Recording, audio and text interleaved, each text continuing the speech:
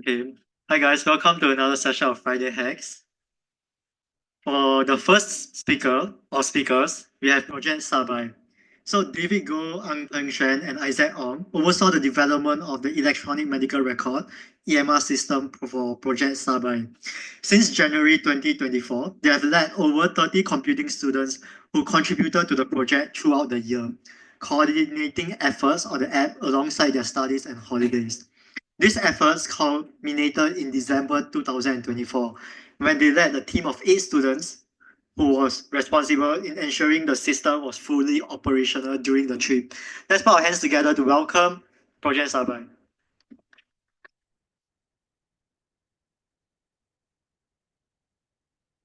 So much, Justin.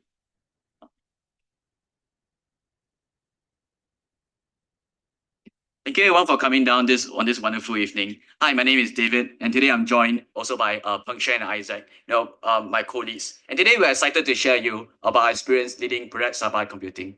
So you guys might ask, what is Project Sabai? Well, since 2006, Project Sabai is actually a student-organized OCIP organized by NUS Yong Lu Ling School of Medicine, and they've been making biannual trips to Cambodia. One key feature of these biannual trips is the health screening. So during the health screening, Singaporean doctors and Cambodian volunteers from the Sabai Cambodian wings come together to establish health screening clinics, similar to like the polyclinics that we have, to address acute health issues. And through annual visits, we are able to handle more of the chronic illnesses and we're able to have a sustained commitment. So how does it work? What does a health clinic flow look like? Well, it's very similar to like what you see in a polyclinic. First off, we have the registration to register the patients going through, to register the patient that will be present for the clinics. Next, we also have the vitals, which we take key vitals such as your temperature, your height and weight, key vitals that are necessary for the doctors. Then afterwards, the patients will be brought over to the consultation room where they have the consultation with the doctors, based on whatever illnesses and they have. Finally, they'll be led to the pharmacy where they'll be given the necessary prescription that they have. So this give you some statistics on the scale that we have. So we went recently in December 2024 and we went to two places. First in Phnom Penh, which is the capital of Cambodia, and Smong Village, which is a small village roughly around 2 to 3 hours drive away from Phnom Penh. So we served over 1,500 patients in total, of which 300 of them were in Smong, which is the smaller village away from Phnom Penh. And then we had a total of 100 over repeat visits and 100 over referrals. Referrals meaning that we refer them to the existing health clinics for them to address their issues. For example, it could be long-term issues, issues that we're not able to help during all those trips. And we did this over a span of 7 days. So what a team. The team was made up of many different parties. Well, first off, we have 35 medical students from the Yong Lu Ling School of Medicine. And then of course, and then we also have their counterparts, which is the Sabai Cambodia wings, which are as well medical students from the different universities in Phnom Penh. So along with them, the 26 Cambodian volunteers, we have 35 other Cambodian volunteers as well who help out with the translation, given the scale of the health screenings. In addition, we have 16 volunteer doctors, and finally there are 8 computing students. So the Sabai computing team in total consists of 20 over to 30 students from NUS computing in total. And so on the bottom left, you can see the trip, that December trip. And actually we did it over the course of the entire year. So we had one in 23-24 semester 2, which is the first half of 2024. And then we had another team in 24-25 in semester 1. Now, leading the team, as I mentioned, is I'm David. I'm the Project Sabai Computing Head. I'm currently a year 2 computer science.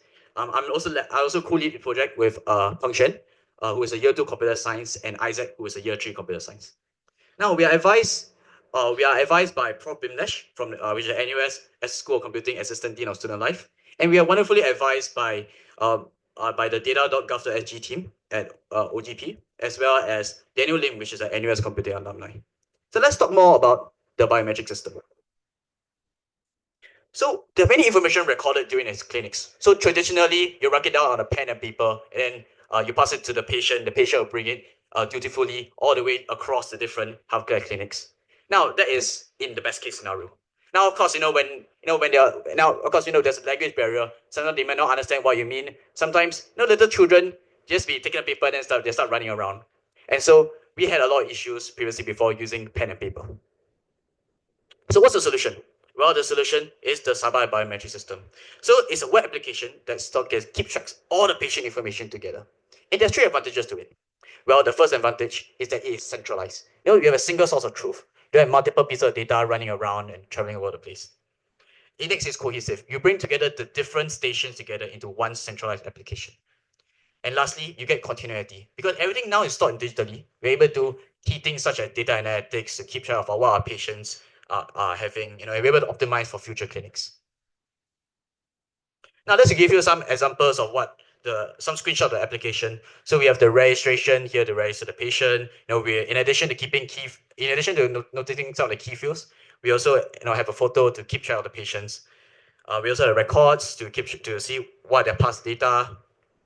With the vitals to keep track of the vitals they have done, the tests. Consultation for the doctors to key in their consult notes. And the pharmacy also to keep track of the patients, keep track of the medication that was dispensed. Now, in addition, also this trip, we added in the ability to do facial recognition. So not only are we so in order to search for a patient, we don't need to just get a name because sometimes getting a name takes a lot of effort. We have to bring a translator along to get a name. So instead of that, we just skip all that and say we'll press a button. We are able to identify which patient, which patient records. And it was quite well done during the trip. We achieved like mostly 99.9-ish percent of accuracy. So maybe 99.2 accuracy. So I think pretty good. And, uh, and so here's the architecture. So we have on our front, so our users, most of the time, this is mostly used through the computers. Your computer type down notes and everything. But most importantly, we needed to account for one more factor, which is mobile devices, specifically iPads. Okay, so today I brought in a few stickers. And so I'll ask you guys a question. If you guys are able to answer this correctly, you're going to get one sticker. Okay. So why do we need to care? Why do we need to use mobile devices? Okay, I'll give you a hint. The mobile devices, or specifically iPads, was used in the registration. Okay, so if anybody want to answer, just raise your hand and then shout it out. Why do we need to use the iPads? Why do we need to consider even iPads in our architecture?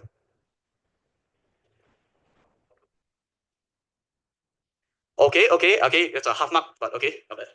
Okay. Anybody else? Anybody else? Anybody else?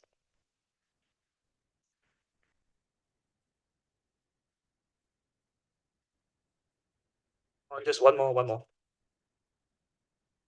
Okay, yeah, just to say this sticker is by NUS Medicine. It says an apple a day keeps the doctor away. So could be yours if you answer this question right now. What? Just any answer. Give me any answer. Why do you think we use iPads for registration?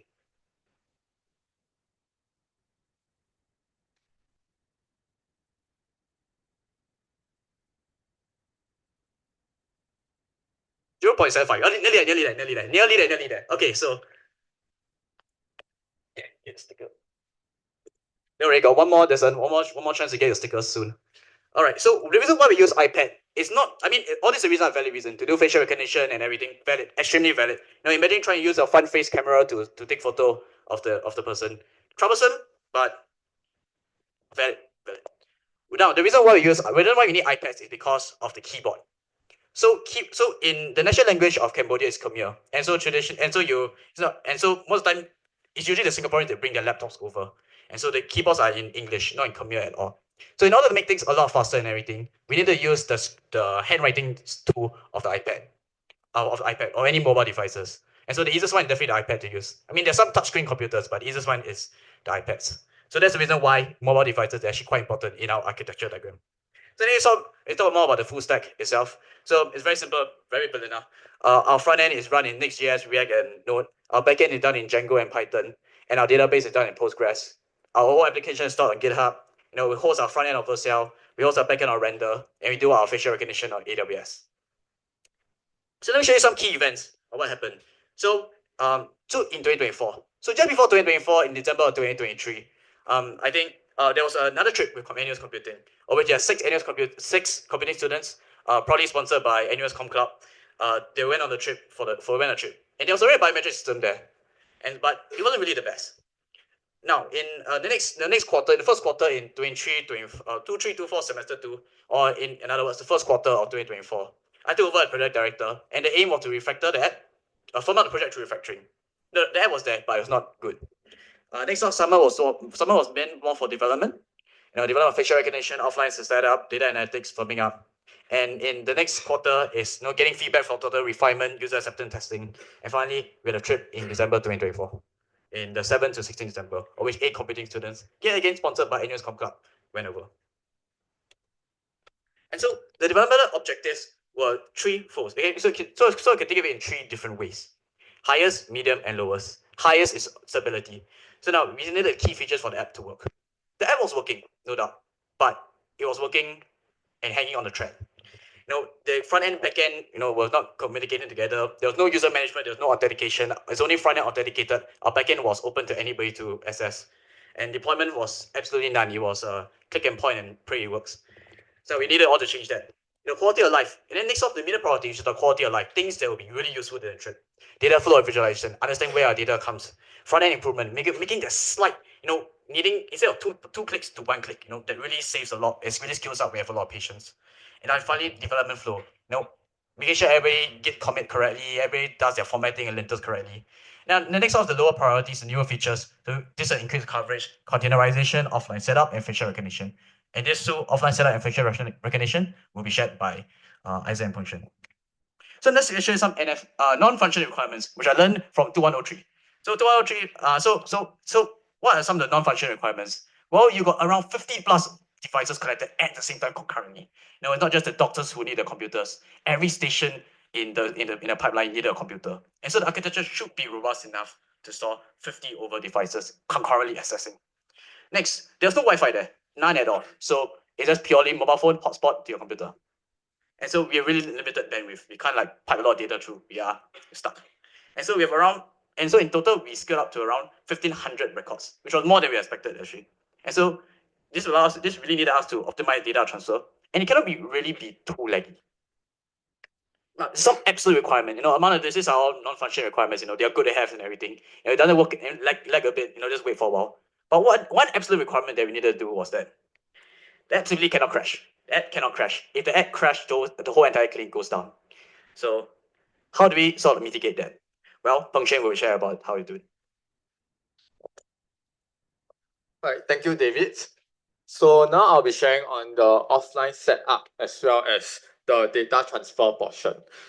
So the issue that we had in our previous trip was firstly that there was a lot of lag, and part of the reason we found this how it was so slow. So the first 2 days it was fine, but after a while, as the amount of data just accumulated, it just got slower and slower. So we do suspect that perhaps one of the reasons was the slow internet connectivity. So we considered the possibility of offline setup. So we're just comparing the differences. So obviously online requires internet connectivity, whereas offline is more reliant on the local network infrastructure. So what this means is for online, we are able to use our mobile phones to hotspot to the different devices. So you can have multiple mobile phones hotspot at the same time, whereas for a local network infrastructure, you need routers to be able to connect all the internet, all the laptops, all the tablets together. So that means your routers will need to have sufficient bandwidth to handle the local network. Then for online, we use a variety of cloud-based tools and remote services such as AWS for facial recognition. Whereas if offline, now we are completely reliant on our local hardware. So we need to find some way to bring all these online resources down to our local software. Then online also generally has lower upfront costs because you just need to maintain render or Vercel, whereas for offline you need more upfront costs to acquire the necessary hardware like a router or a laptop to act as your server.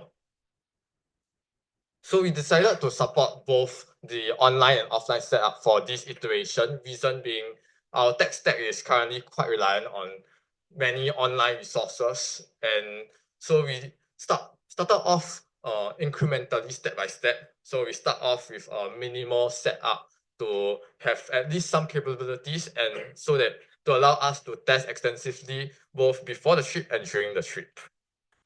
So how our current minimal setup works. So before I go into that, first, let's get back to the architecture as shared by David. So since we want to support both the offline and online setup with the same architecture with your front end, back end, and database, that would mean that we have to use the same architecture to be able to to avoid doing too much like double work and be able to transition easily from an online setup to offline setup. So our online setup are hosted on these platforms like Vercel for front end, Render for back end, Supabase for database, and a bunch of other resources that we are using. So an offline setup, what we have is instead having everything currently hosted locally on a single laptop to act as our server, and making use of the file storage systems locally to just store all the files, data, images, and then having router to connect our server to all the various devices locally. So the facial recognition, we are still exploring various possibilities, and yeah, has yet to be implemented. So as we try to transition to an offline setup, we face multiple issues. So I'll just be sharing one slight issue that we face. So this might be familiar to some of you who are doing web dev. So this HTTP localhost is quite a common thing you use when you're doing dev. And if you were to try to use it to act as a server, you will face some issue like over here, if the client were to try to take photos from their browser, yeah, that's not possible, unfortunately, because most browsers these days don't allow cameras on non-secure websites. So how do we fix this? One straightforward approach is just allow uploading of the pictures. But the problem is it consists of a few steps. First, the user will have to go to their camera app, take the photo, then after upload the photo. And this is in contrast to like a single click where you can take the photo directly in the web application. And I mean, over the course of like the clinics, one feedback we have is that like you always want to reduce the number of clicks that each user needs to make. Like after all, we are dealing with hundreds of patients. Like imagine just even doubling or tripling this would be quite a pain. So what's an alternative? So there's this flag for Chrome which allows you to whitelist certain websites. So this is one possibility, but again, it's not so user-friendly or convenient to use, and it's very browser-specific. Like this is for Chrome, but if you're using Firefox or Safari, then it will be slightly different. So a final alternative is, as some of you might have thought, is to just use HTTPS. So this is one way where you can use, so we are using Nix as one of our tech stacks. So this allows us to run HTTPS locally. And since now our front end is on HTTPS, it might seem that the problem is solved, but not quite. Because recall that our backend is also hosted separately. So that will also need to be on HTTPS. So similarly, you just need to generate the keys and run HTTPS on the server locally. But are we done? Not almost, but not quite. The user will face this problem where their connection is not private. After all, if you create your keys locally and then these are not being acknowledged by the clients, what happens is, the client just doesn't acknowledge the cert and is not able to recognize the cert, and so you will get this prompt. But for now, we are able to live with it because it's a one-time prompt, and I mean the user can just click advance and carry on. So it's slightly better, but we are still looking for better alternatives moving ahead. Yeah, and with that, I'll now move on to the data transfer portion of this project. And just a slight info, this was me doing the basic vision where I just conduct basic visions for the locals over there. So for some context, in the previous trip in 2023, we had some past data, and this was required for doctors to understand patient history and use that to test facial recognition. So along the way, we made quite a number of major changes to the database schema to facilitate all these changes and to optimize for efficiency.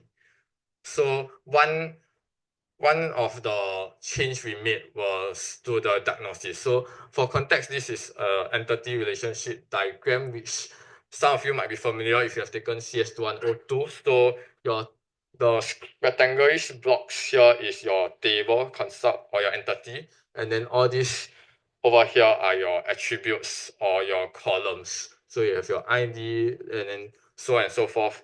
And diagnosis is one. And the issue with this is that the user is not able to lead. Well, if the user has to list like multiple diagnoses, it will be just a single text field, and to have to pass this data would be quite challenging, or yeah, not as straightforward. So an alternative is to modify this table instead to create a separate table for diagnosis on its own to allow for multiple diagnoses to be contained within consultation. So in this entity relationship diagram, you can see that diagnosis, every single consult can have one or more diagnoses, and each diagnosis is attached to one consultation. So with this, we are able to easily support multiple diagnoses in our backend database and also facilitate the data transfer and data analysis afterwards. So while porting over the past data, we created some scripts to transfer over the relevant portions. And a key thing to note, because we are just, in a sense, hard coding like some of the scripts and copying portions. So some of the primary and foreign keys were being copied over or hard coded also. And that will come back to bite us in a while. So this was a photo of our day in the morning of the first clinic. So we were just busy troubleshooting some stuff, and then we heard a knock on the door. And guess what? One of the medicine students came in, and his laptop screen showed something like this.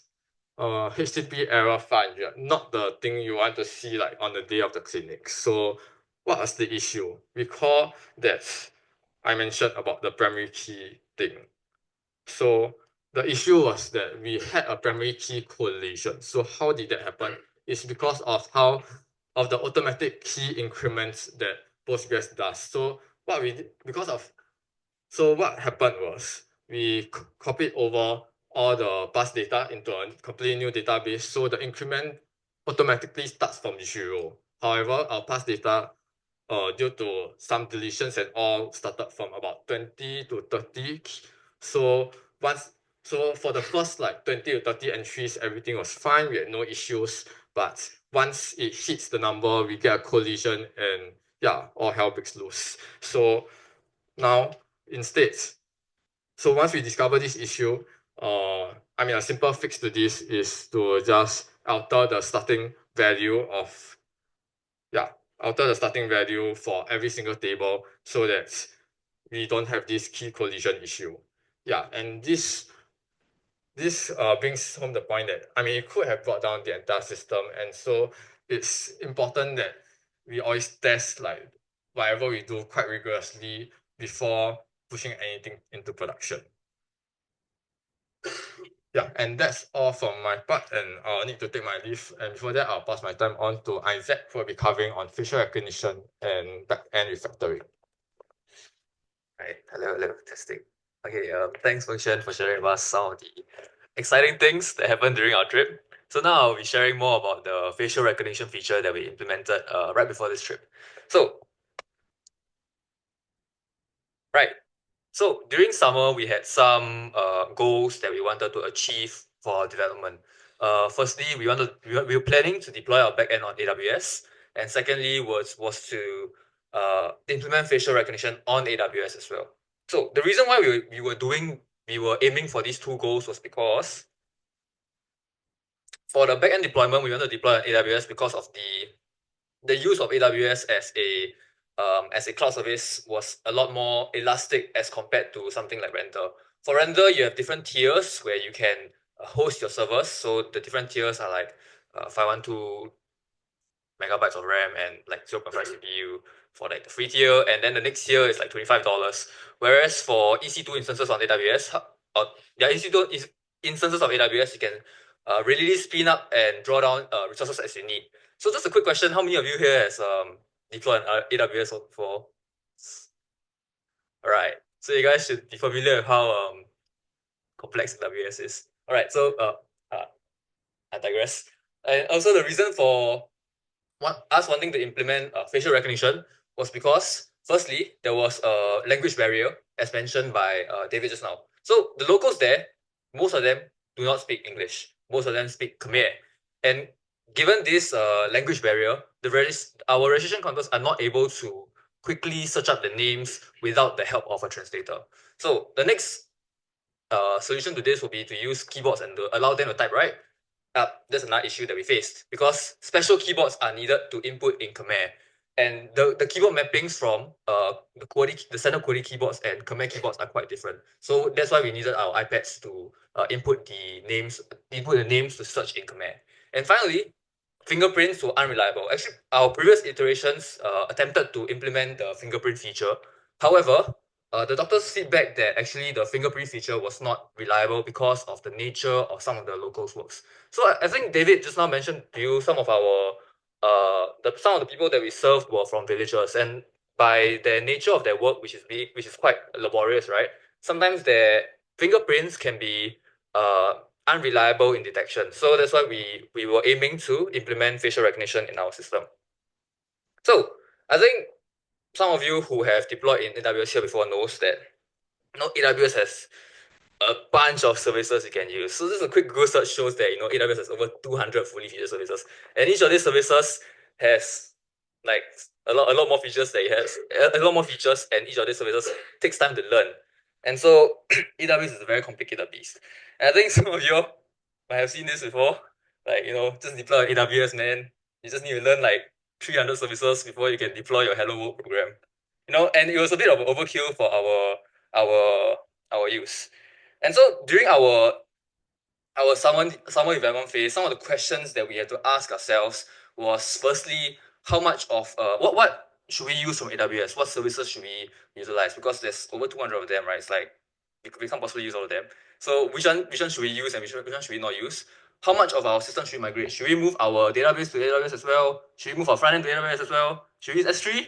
Yeah, and with all these questions of what services to use, right, comes the question of is such a login a good idea? If ever we need to pull data off S3, I think if you guys are not very sure, not very familiar with AWS, actually S3 is quite hard to pull data off sometimes. So I think having such a login with AWS is not a good idea when we want to implement features such as our offline setup.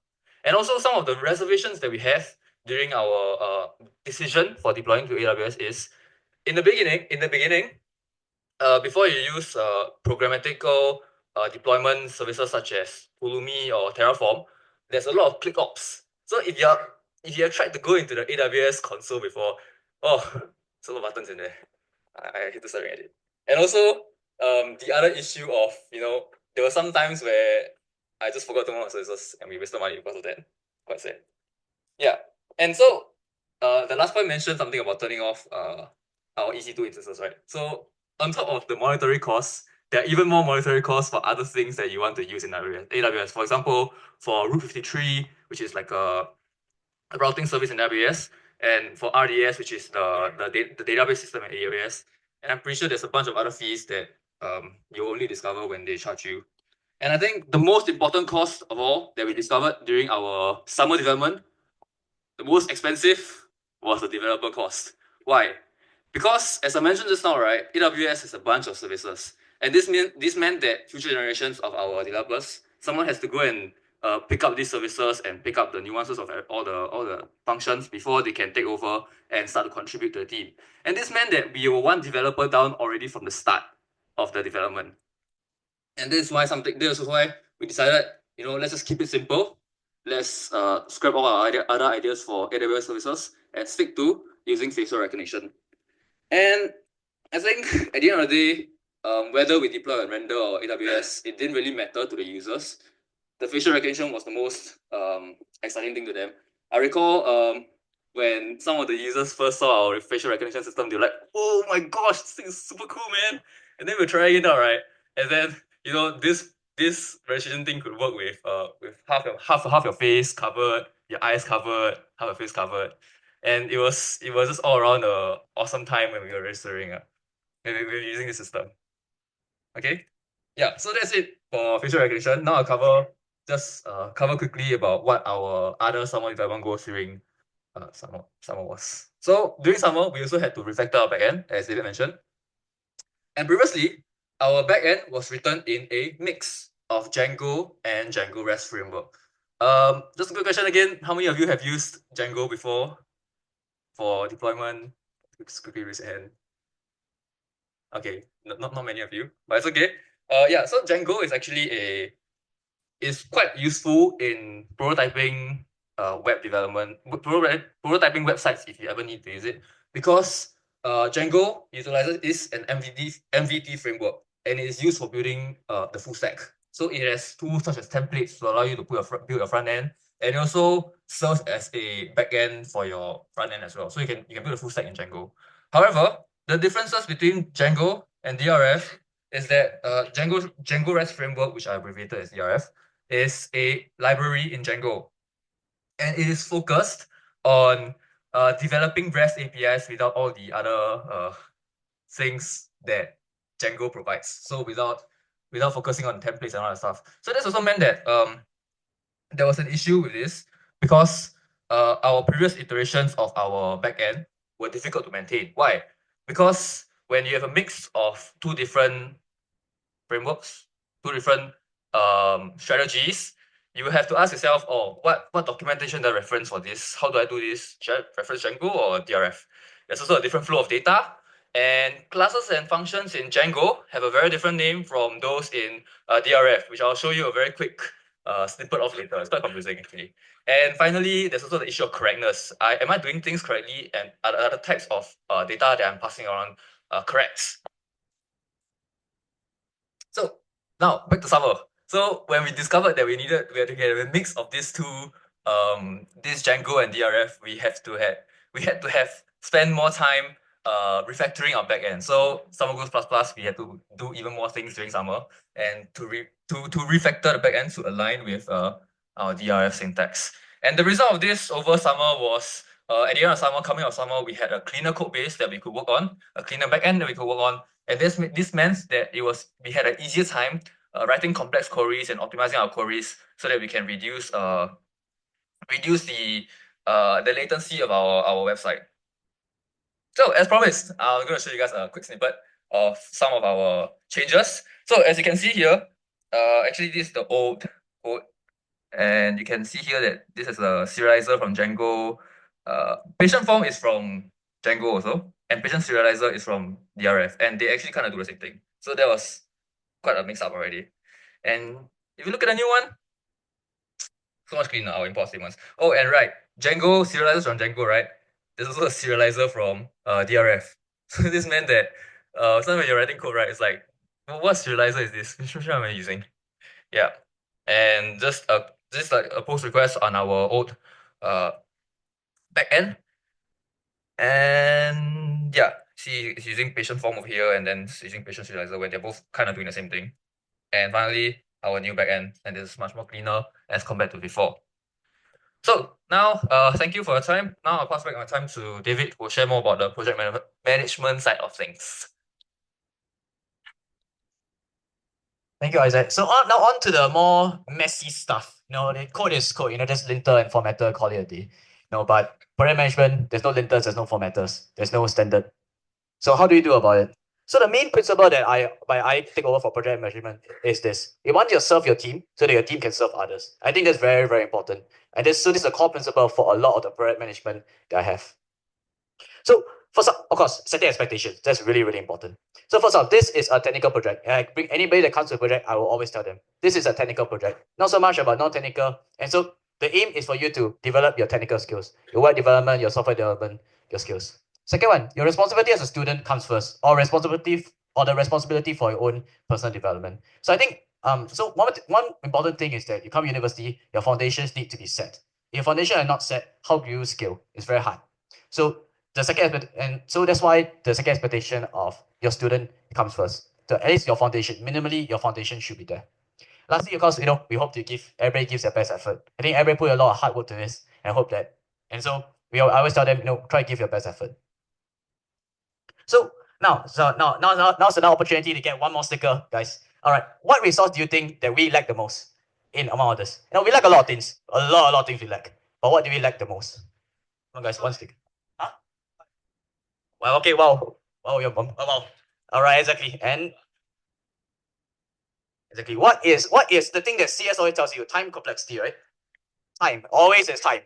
Always time is always the enemy. So how do we go about doing this? So let's phrase it to a simple question. How do you ensure university students with minimal software engineering experience stay on track and make progress to build a reliable application? Sounds hard, to put into a question, everything. It sounds hard. So here's our approach to it. So first off, first know yourself, know thyself. Gotta think win-win. So first, let's take a look at who the people of Perhaps are by. We have around 20 to 30, mostly year 1 and year 2 students in total. And they came in at various stages of the projects. Really, we did it more of an ad hoc style, so whatever time they can, they'll join. And so what are some strengths? Well, the strength is, you get extra 2 hands and 2 pairs of eyes and extra person to work on the project. Well, that's good. More hands. But what are the challenges? Well, the challenges are quite a number. Well, you got to juggle academics and other commitments. Sometimes got minimal experience with web development. Sometimes may not be experienced with Git. Sometimes what's Git push, what's Git commit. And sometimes generally, even those who are experienced, they're not used to working in a larger group chat project. Around 20, 10 plus people. Not very common experience. And the list goes on and on and on and on. So whenever somebody wants to come to the project, I always have a chat with them. And we always aim for 2 things. 1, win for the team the team that are charged of, and also the win for the member, the person who's coming in. So win for the team. So I always ask them, what's your past experience look like? Where's your areas of strengths? What's your commitment level? How are you very overloaded this time? What's the commitment level? And have you worked in a team project before? These are very important questions that they ask so that we're able to, when you come a lot, you're able to value add. Second one, what is the win for the member also? I think this is also a very important point. I want to know why you want to join. And I want to know how can this project value add to you. And I want to know, what are the areas that you wish to work on. And it's something that we try to do also. We try to our best our ability to do, based on the capacity that we have. Now the second one that we need to do, we define tasks and delegate roles. So in other words, we try to vertically scale developers. So this is what a flow will look like for some people coming onto a project. So first we define the tasks that we need to do, we set actionable expectations, set up clear steps for to achieve, we delegate the task off to the individual, and then come back and then we do a code review and we do an emerging. And I think the most important part here is actually the code review and merging, because we review what you've done and we try to teach you exactly, and try to impart to you the skills so that the next time you do it, you're able to do it for the next time, and then soon you're able to teach others. So that's what we try to do to make sure everybody gets better. And so a journey of contribution, how it will look like, the kind of tasks that will be done is you do very simple changes, like really simple. Like, oh, there's a spelling mistake. Okay, go change that and then do your Git flow. Oh, there's a UI mistake. Then go add in one more field. Really simple one. Just to understand the workflow, to understand the Git flow and all the kind of experience.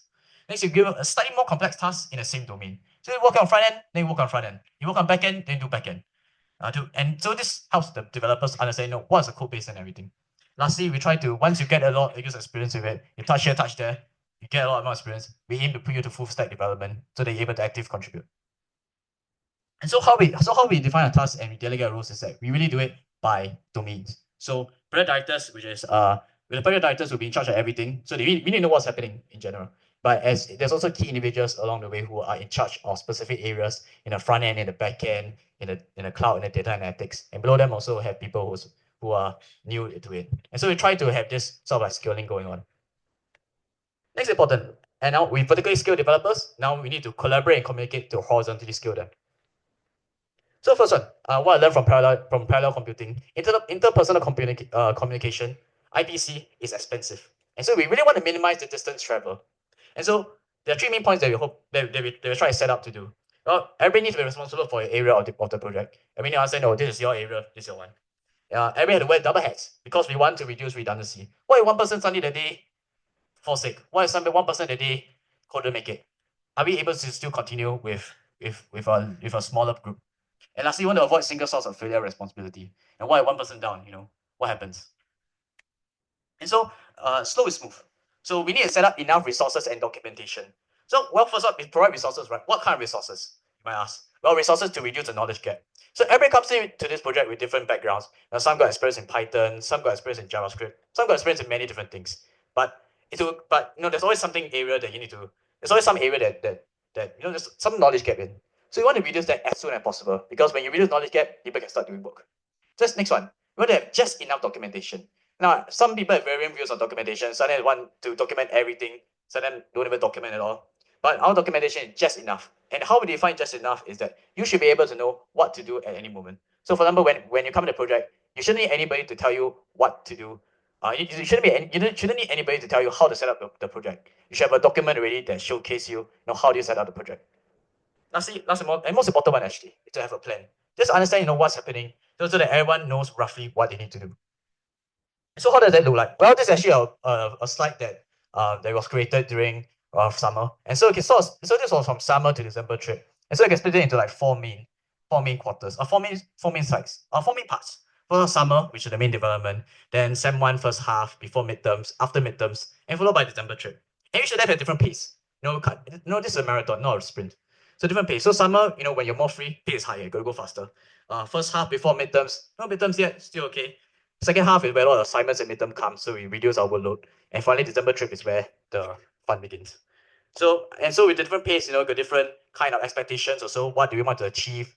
What's the pace we want to do? What we want to achieve? And be aware of what other people are aware of. And so this is roughly the plan that we did from summer to December. Now on to smooth. So now this one, on the next one. And when you're smooth is fast. When you're fast, you're able to reap the rewards of agile. So we're able to have a weekly meeting, and so we try, and our aim is to try and make every stand-up count. Now we're students, we're all busy, everybody's busy, and so having the 2 hours per week is really important, and really important for us to maximize. At one time the team is around 10 plus at a time with different domains. If I was able to, and so we really don't have a lot of time, so we try to make every stand-up count. We try to do first thing first. We try to finish up the critical path. Now there's a lot of things to do, so 1,001 things that we could do, but I try to clear the critical path first. Lastly, less blocking, more progress. And we are being agile, you are able to adapt to changes. So combination and collaboration was what needed for us to horizontally skill developers, because we needed to be quick enough to react to changes. Quick enough to react to changes by not only on our end, medicine end, and even just the situation in general. So these three things were our answer to the question. First, to know yourself, to think win-win. Next, to define tasks and delegate role to vertically skilled developers. Finally, to collaborate and communicate to horizontally skilled developers. And so, as all things with CS and algorithm, there's no free lunch. There's always a trade-off. So the pros is that, everybody gets to learn about software engineering. Yay. I get to trust the team trusts us, trust the project directors. Yay. And then finally, progress is made consistently. Yay. Now, what are some cons? Well, you got more time spent in development, that means you got less time spent in testing. And so as what Peng Xuan already said, on the first night we already had issues. But that wasn't the end of it. So one good thing first is putting the theory into user acceptance testing. So all this theory and all this planning sounded great, but we needed to find a way to test it.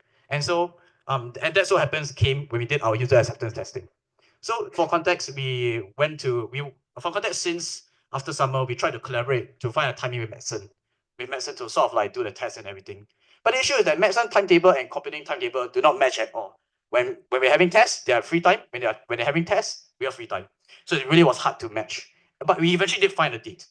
But the date was a bit difficult for computing. Because at the time, that date was somewhere in November. And so I was away overseas. Peng Xuan was away overseas. I really left with Isaac around to manage everything. And so when they decided the date, I was like, can this work? Can this really work? This was in the middle of still was after midterms already. Such a heavy period. And I think roughly around this time in the previous semester. And so I was like a bit kanchiong. I was like, Peng Xuan, Isaac, everything okay or not? Everything okay? Yeah. And so the day of the user acceptance testing came. And they love it. The medicine people love it. The medicine people love the facial recognition. The medicine people love the smoothness and everything. Those who've been on the trip before the medicine, they were telling me like, "Whoa, David, this is so cool and everything." So I'm really happy, really great. That even though the leads were not around, we let them try to run by themselves. It still went well. Now on to the second day of clinic. Well, this is all fun and good before the trip. What happened during the trip? Well, we had issues the first day already, first morning night. What happens what happened during the second day of clinic? Well, I was sitting down, chilling. It's around 2 p.m. Resting. I was doing clinics and everything. And suddenly, you're like, David, hey, the app lagging, eh? Lagging? Huh? Lagging? Shouldn't be lagging, right? And I was like, okay, let's do a check. Front end was okay, but back end was not. So this was a picture of render. You can see here, server unhealthy, server healthy. And the error code is a readout is ran out of memory. Use over 512 megabytes while running your code. Or to put it simply, oh guys, the server died. Render just died. And so, the few ways to go about doing this, right? No, out of sight, out of mind. Dilulu is a Suludu. Don't bother seeing this at all. Or just go better. Just a 12 hours hackathon, to the next day of clinic. Or do you all hands on that? Now, finish it up now. Now, of course, these are all possibilities in theory. But let me tell you what my team standard, what my team like during that time. The team was like dead. Because why? The night before, since we solved the issue from 2 a.m. Medicine, no, everything settled, 3:30 a.m. And then we needed to leave, we need to wake up at 6 just to go to clinics at 7. So do the math, 3:30 to 6. And 3:30 is like the lower bound, by the way, because we need to shower and everything. So that amount of time for the clinics. And then clinics started at 7. You know what time it ends? It ends at 5 o'clock. 7 a.m. to 5 a.m. Just for one day. And now this was the team feeling right now. Eyes heavy, everybody's all tired and everything. So what's the easiest solution? What's the easiest solution right here? Do we press on? You're like, go, yeah, chong. Still got, remember this is day 2 of clinics. There's still 5 more days of clinics. Now, what's the easiest solution? Well, if you can't scale manpower, just keep it super simple. Just scale the system. Just from a free tier of $0, it's a small price to pay of $25. Just scale the system with money. Okay, don't tell people that. Okay. So what are we doing in the clinics? Well, apart from just nerding around and typing on computers, what are we doing in the clinics? Well, there's some photos about during clinic. Well, on the left, we have somebody doing registration. We're doing eye checkup. I was doing the blood vitals, the blood pressure. Sometimes we were playing the children, or we're doing even one of our computing team was even doing the glucose prick test and everything. I mean, this is all fun and all in the clinics as well. But of course, we had our coding time. Getting sitting down and doing a coding time. But what do you do beyond that also? Now, after clinic, what were you doing? Well, we had times to eat a lot of food. Good food, actually. So on the top left is actually a mala hotpot place that's super famous right now in Phnom Penh. Bottom left, you're eating with the medicine student, with the Cambodian medicine students. Then in the middle is another Cambodian medicine students, with the Singaporean medicine students. Below, actually, the three with the three people wearing yellow and the red shirt. That actually was our comms manager, and they were like bringing us out to go eat food. And finally, on the right, we have three of us, the whole of us eating food at Aeon Mall. So I will share you guys, just before we end and everything, just share you guys another take on hacker culture, on why I choose Project Sabai. So I was reading this book on the medical man on the way, and I think I got this book from 2103. I thought, I mean they recommended, right? So okay, after exams already, kind of take a quick look at it.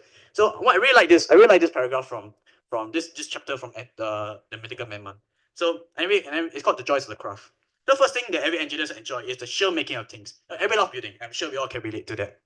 And second also is the pleasure of making things that are useful to other people. Deep reading, we all want others to reuse our work and to find it helpful. And so you can think of it as a tale of two worlds. Well, you got engineering, they tell you how to make things. They tell you, they're amazingly built the most impressive things. But sometimes they're amazingly building useless things. Sometimes you got medicine, you got social sciences, you got business, they tell you why we want to build this. But they're useless at building amazing things. So what if we could bring these two worlds together?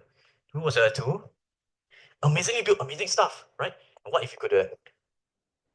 And so that's what Project Sabai was. We were bringing together the two worlds, the world of computing with the world of medicine. And so this was the 2 trips that I went in December 2023 and December 2024. So you see, in December 2023, I was the one in the middle wearing the green shirt, and December 2024, I'm the one wearing the computing shirt. And so I think just before I end off, I think to just witness the fruit of our labor is this is actually a photo of the clinic, a photo of the school itself, and this is actually medicine site sharing like health education and everything. And so here their classroom is really like there's a standard. The fans are literally hanging by a thread and everything. So I remember the first time we went there in 2023. The children all running up to us, like Rick, like all children running up to us. And you look down children and notice their hair. There's something crawling in their hair, white colored thing crawling in their hair. And we were like, the doctor saw. Those were head lice. Not fleas, head lice, so it's okay. And in the sense that, they only jump if you share the same cloth. And so that was happening in 2023. Now when I came in 2024, it was no more. I don't see any more of these things anymore. Like the hairs are much cleaner, the teeth are a lot better and everything. So what's next? So just end off, what's next for Project Sabai? Well, similar thing, we're refactoring, we develop features, we got medicine side, we talk medicine side, we got overseas trip. And so, we're being led by the next computing head, which is Ansa and Noah, and these are wonderful individuals that went on the trip with us. So that comes to the end of our project. That's the end of our sharing, and thank you so much.